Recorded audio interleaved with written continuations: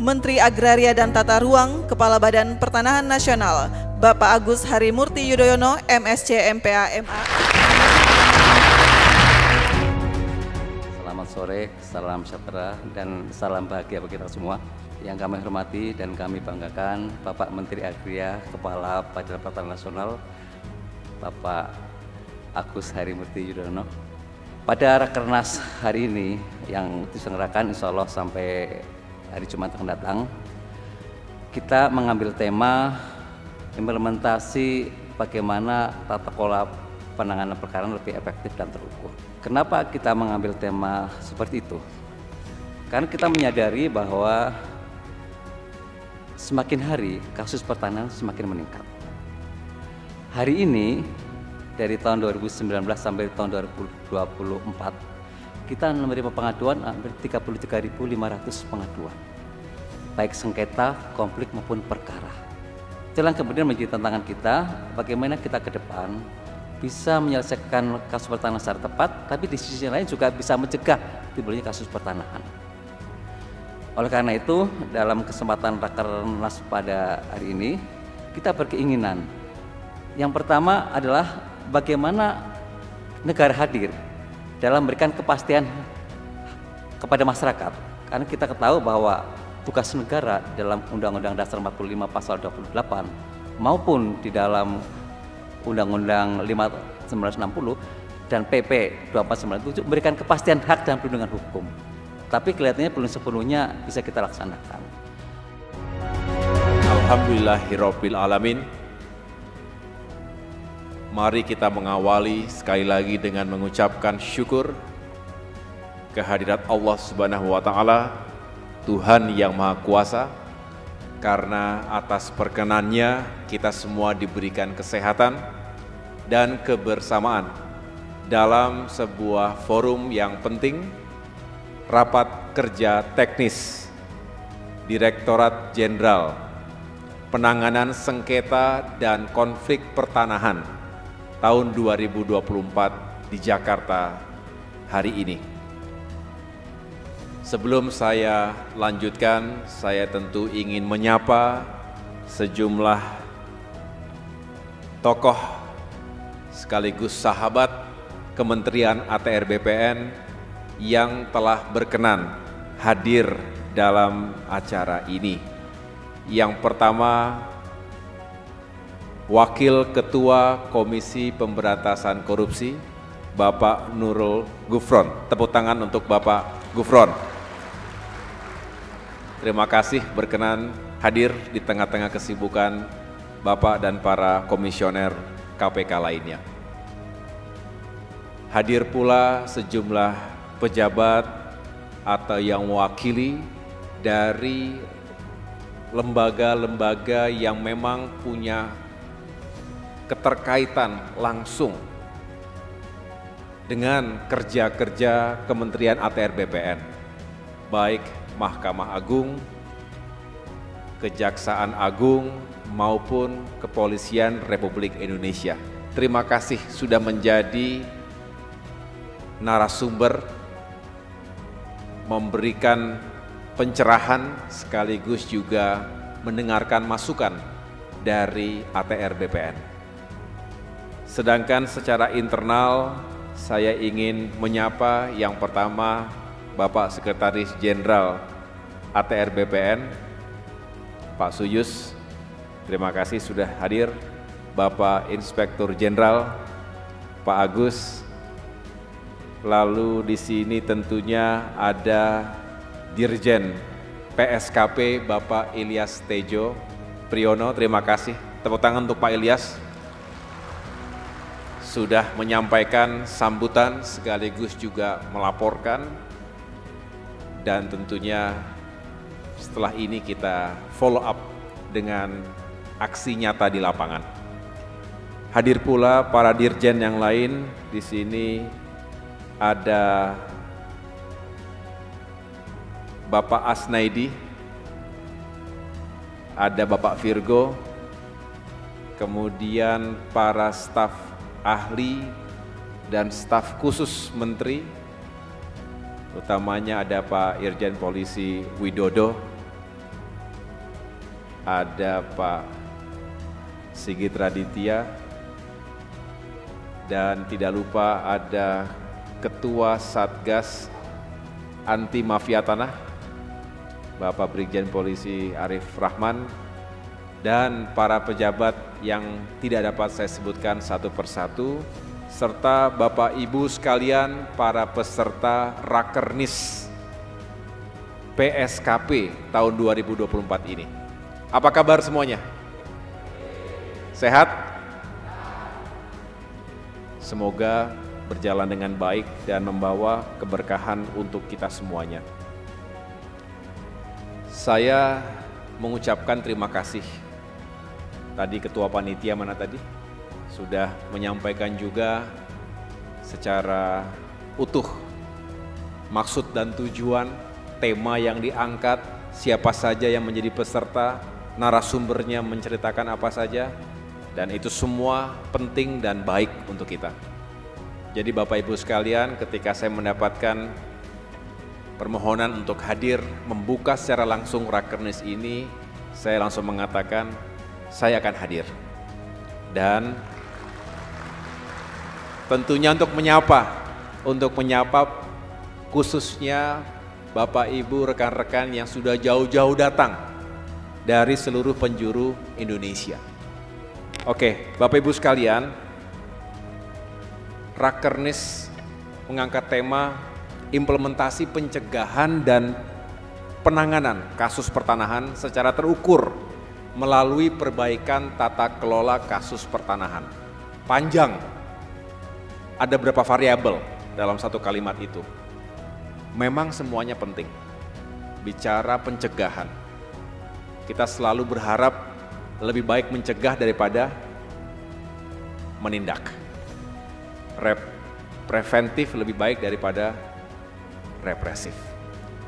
Tapi kita juga tidak akan segan, tidak akan ragu untuk melakukan langkah-langkah penindakan yang tegas jika itu dibutuhkan. Tapi sekali lagi semangatnya adalah jika bisa kita cegah, maka itu jauh lebih baik. Saya senang karena melihat sekaligus menilai kinerja dari Direktorat Jenderal PSKP ini secara umum saya nilai baik. Tepuk tangan untuk semuanya. Tapi tentu kehadiran kita jauh-jauh dari berbagai daerah tadi bukan hanya untuk menyenang-nyenangkan diri, tetapi semangat kita adalah apa yang bisa kita perbaiki, apa yang bisa kita tingkatkan, dan apa yang bisa kita sempurnakan. Yang sudah baik, lanjutkan. Yang belum baik, perbaiki. Karena kita ingin mencapai target-target yang lebih optimal. Dan tahun 2024 ini, dalam 3 bulan saya berada di Kementerian ATR BPN, bukan hanya saya membaca laporan, tapi juga saya mencoba untuk ikut menjadi bagian tak terpisahkan. Sejak pertama, itu kita melakukan rapat praoperasi, penetapan target-target operasi tahun ini. Dan ketika itu, Pak Direktur melaporkan bahwa setelah rapat praops ditentukan sekian puluh, berapa totalnya terakhir? 82, karena ada penambahan dari rencana awal. 82 target operasi tahun ini yang kemudian tentu segera digarap. Dan beberapa sudah kita ungkap. Saya bahkan secara langsung juga hadir, misalnya di Jawa Timur mengungkap kasus kejahatan pertanahan Banyuwangi, Pamekasan misalnya. Bekerja sama dengan jajaran kejaksaan di tingkat provinsi termasuk juga Kapolda dan jajarannya. Lalu belum lama juga saya terbang ke Kendari ya untuk mengungkap kejahatan pertanahan yang akhirnya kita berhasil menyelamatkan potensi kerugian masyarakat dan negara 360 miliar rupiah kurang lebih. Jadi artinya kalau kita telateni, cuman saya mohon maaf akhirnya terus mengejar, ya, selalu ketemu. Kalau ketemu Pak Dirjen, Pak Widodo, Pak Arif Rahman, selalu yang saya ingat dan saya tanya, gimana TU-TU-nya? Mengapa? Karena kita ingin sekali lagi lebih progresif mencapai target-target tadi. Dan masih banyak lagi yang akan kita lakukan. Oleh karena itu Bapak Ibu sekalian, mari semangat kita terus meningkatkan sinergi dan kolaborasi. Saya mengucapkan terima kasih sekali lagi kepada semua stakeholders.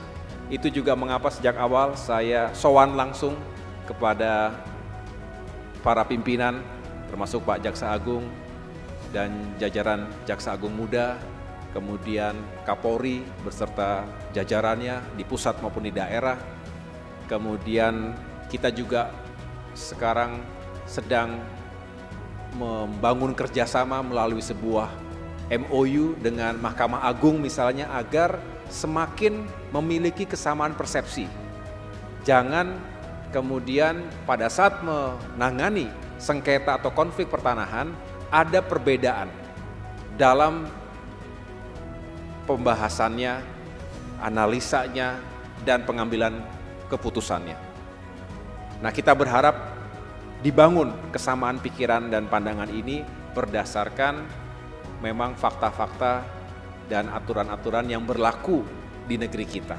Inilah yang sedang kita garap, mudah-mudahan ke depan ketika masuk ke proses pengadilan tidak lagi ada perbedaan-perbedaan tadi, sehingga keputusannya itu decisive dan tidak menimbulkan masalah baru di kemudian hari. Kompetensi dibangun dan hubungan emosional juga ditingkatkan. Begitu pula dengan jajaran KPK, Pak Gufron, kami mohon waktu, mungkin beberapa saat ke depan saya juga ingin berkunjung secara khusus ke kantor KPK. Sekali lagi bukan hanya sekedar formalitas, tapi menunjukkan bahwa memang kerjasama dan kolaborasi semacam ini perlu dilakukan dengan berbagai lembaga terkait, dan ini bisa menjadi contoh bagi jajaran kami di tingkat yang bawah begitu, di kementerian maupun di jajaran Kanwil dan Kantah. Bapak Ibu sekalian, tadi saya mendengarkan ada 3 kata yang disampaikan oleh Ketua Panitia, awalannya T semuanya, tegas, tuntas, terukur. Saya rasa itu yang harus kita lakukan. Benar bahwa dalam menyelesaikan kasus-kasus seperti ini, tegas. Tegas itu bukan ngawur, bukan yang penting gebuk, tapi tanpa ada dasar. Saya suka ketika bukan hanya mengejar kecepatan, tapi juga benar-benar prudent, bisa dipertanggungjawabkan.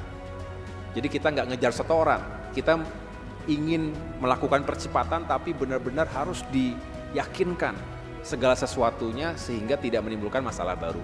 Tegas, kemudian tuntas. Jangan juga ngegas di awal, kemudian di tengah-tengah jalan lemes gitu. Nah, ini yang harus kita jaga juga, spiritnya, konsistensinya, komitmen kita tidak boleh lemah di tengah jalan. Sejak awal kita mengatakan gebuk mafia tanah, sampai dengan selesai kita tuntaskan itu. Siap semuanya? Oke, ini yang menjadi komitmen kita.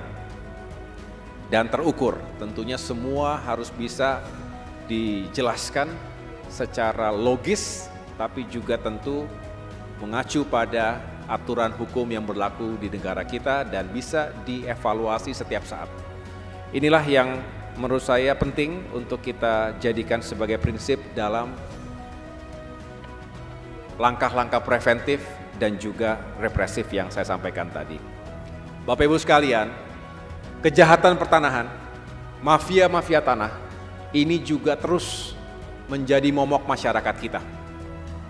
Ketika saya diundang di Amerika Serikat 2 minggu yang lalu, bicara di forum Bank Dunia, World Bank Land Conference, salah satu poin yang saya angkat adalah masih terjadinya fenomena praktik-praktik kejahatan yang dilakukan oleh mafia tanah.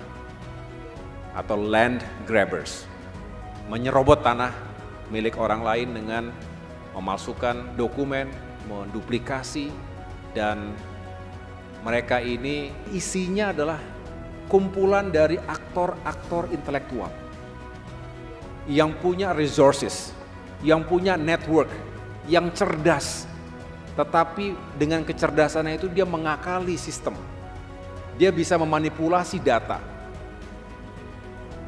dan ada di mana-mana.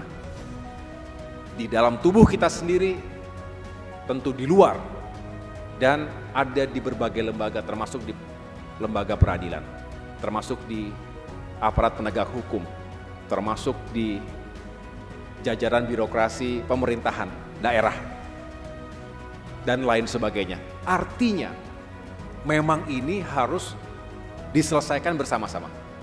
Tidak cukup kuat kita untuk berdiri sendiri. Itu mengapa kita harus membangun sinergi dan kolaborasi. Nah, yang kedua, kalau kemudian tidak tuntas, maka ini sebetulnya hanya akan meniadakan sesaat.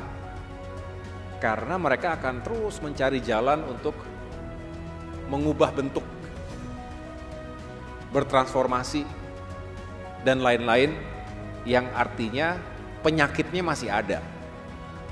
Nah, tuntaskan penyakit itu, potong segala network yang memungkinkan mereka untuk bisa survive, ya, karena mereka adalah pelaku kejahatan yang telah menghadirkan permasalahan, ketidakadilan, keresahan, dan tentunya kerugian secara finansial. Kalau itu tidak cukup menjadi alasan kita memberantas mafia tanah, saya tidak tahu apa lagi yang bisa membuat kita bergerak. Tapi saya senang, saya berterima kasih atas kerja keras Bapak Ibu sekalian, karena saya melihat ada progres yang real di lapangan. Tolong lanjutkan dan tingkatkan ini semuanya. Siap semuanya?